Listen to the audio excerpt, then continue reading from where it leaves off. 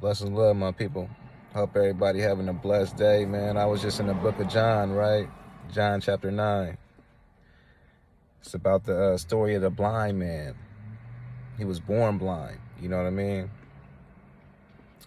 And in this story, it's a lot of like spiritual, you know what I mean, back into the story to really understand the interpretation of the reading, because it's a deeper meaning to the reading, you know what I mean? So the blind man, you know, he's been blind, he's been crying out, he's been a beggar, you know, and people overlooked him the whole time. He's this blind beggar, you know what I mean? And he encountered Jesus Christ, you know what I mean? And was pleading out for a healing. So Jesus Christ healed him. But what he did, he grabbed dirt off the ground and spit on it and rubbed it on his eyes. And a lot of people don't understand why did he grab dirt, spit on it, and rub it on the guy's eyes? You know what I mean? It goes back to the creation, you know what I mean? In Genesis 2:4-7, showing that he was the creator, because that's how God created man, from dirt and from breathing mist to create life in a man. So Jesus was also showing them symbolically that he was the creator as well. You know what I mean? They didn't catch it though. You know what I mean? So after this is where the faith part come in. Jesus rubs the mud, the spit in the mud on the guy's eyes, and he tells him to go to the pool of Shalom to wash it off. And when the guy does that, his eyes are miraculously healed by faith. So faith is important. So after that, you know, the Pharisees, this happened on a Sabbath day, mind you. And give you some context, in the Sabbath, you wasn't supposed to do anything on the Sabbath, just complete rest, right? And under the Mosaic law.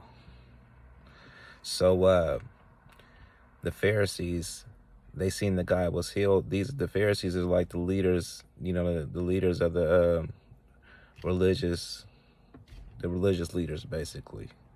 And they see the guy was healed, and all the towns see the guy was healed, and he's going around telling everybody, look, the guy that healed me has to be some big prophet, or, you know what I mean, somebody sent from God, because only God can do this. So the Pharisees, they're not mad about the healing. They're more mad about the person that healed the man. You know what I mean? They're mad because the man healed this guy on the Sabbath day, right?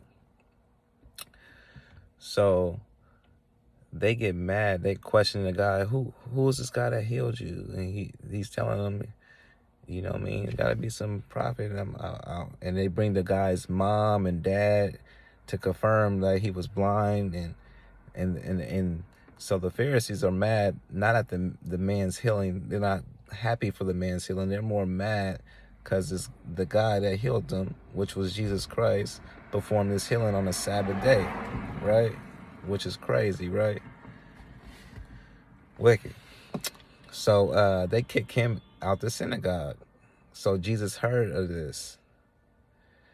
So Jesus was like, you know what I mean, he found the guy and told him he was the one that healed him. You know what I mean? So the guy fell down and worshiped Jesus as Lord. So the blind guy who was healed understood who Jesus was.